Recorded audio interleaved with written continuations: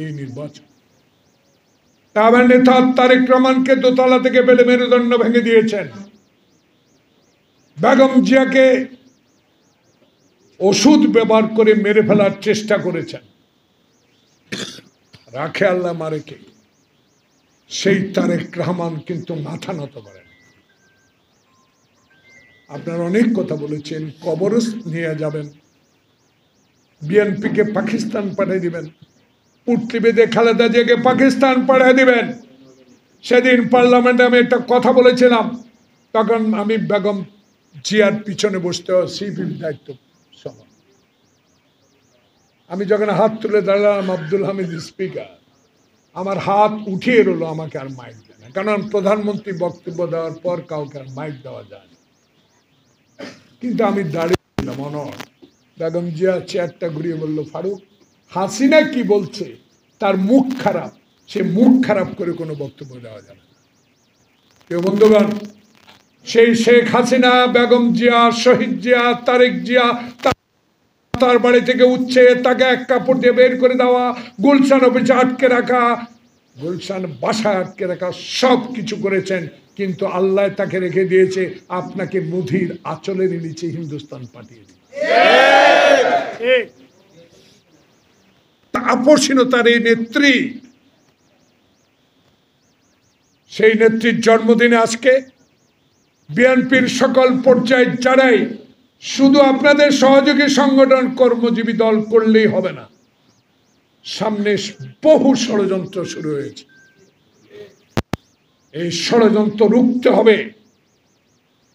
Nomination বড় কথা না, অতিথি পাখির মতো এসে নমিনেশন পেয়ে যাবেন সেটা বড় কথা না। বড় কথা একটা, 5 আগস্টের পর তারেক রহমান বলেছে বাংলাদেশে এই নির্বাচনকে, ভোটাধিকারকে হাসিনা বিলীন করে দিয়েছে।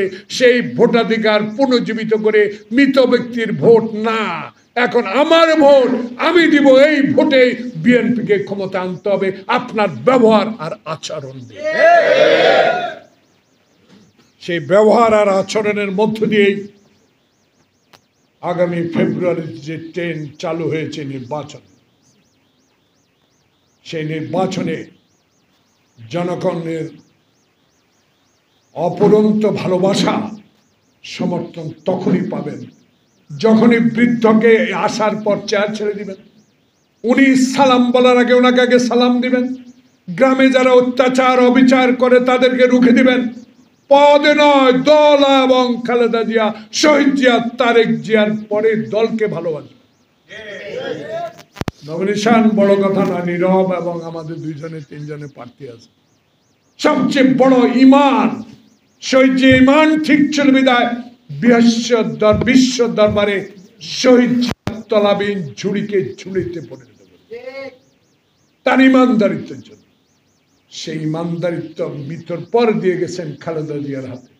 খালেদা জিয়া এখনো জীবিত, ইনশাআল্লাহ সেই ইমানদারিত্বের পতাকা আবার আমাদের নেতা তারেক রহমানের হাতে যাবে।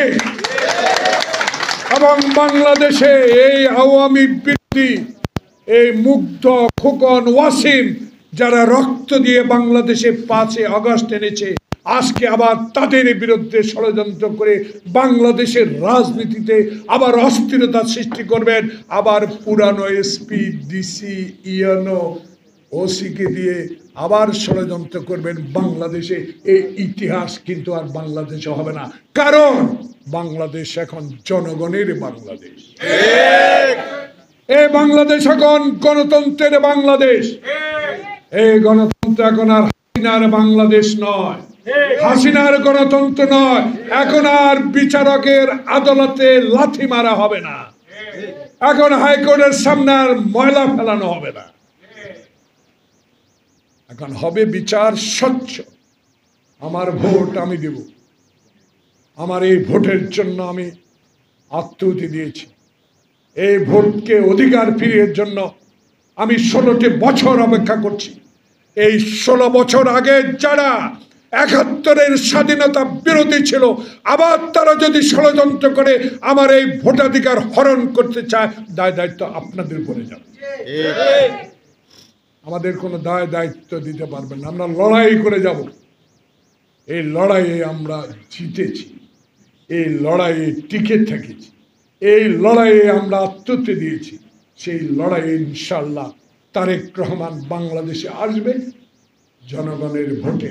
যদি জনগণ চায়, যদি শাহাবুদ্দিনের মতো একটি নির্বাচন দেশে হয়, আল্লাহ ছাড়া কেউ রুখতে পারবে না ধানের শীষ। তাই যতই পিআর বলেন, যতই ডিআর বলেন, যতই ইভিএম বলেন, কিছুই টিকে নাই এই দেশে। ক্ষমতায় ছিলেন, লুট করেছেন, একটি প্রতিবেদী দেশকে সমস্ত কিছু দিয়ে দিয়েছেন। ভালোবাসা তো দিলেন, এই নিজে এখন ভালোবাসতে চলে গেলেন। এই ভালোবাসার কোনো কাজ হবে না। ভালোবাসা করেন, ওইখানেই থাকেন, উস্কানি আর দিয়েন না। উস্কানি রুখার ষড়যন্ত্রে যদি আপনি থাকেন, বাংলাদেশের মানুষ প্রস্তুত আছে। তাই আজকে 81তম দেশ নেত্রী বেগম খালেদা জিয়ার জন্য সবাই দোয়া করি, এবং বাংলাদেশে অচিরেই যেন যে শাহাবুদ্দিন রশিদানে একজন পুলিশ দিয়ে নির্বাচন করতে পেরেছে, সেই মতো একটি নির্বাচন করে ডক্টর ইউনূস আপনি ইতিহাসের পাতায় লেখা থাকবেন। যদি তাই না করতে পারেন, ইতিহাসের কলঙ্কে আপনার নাম লেখা হয়ে যাবে। সবাইকে ধন্যবাদ। আসসালামু আলাইকুম।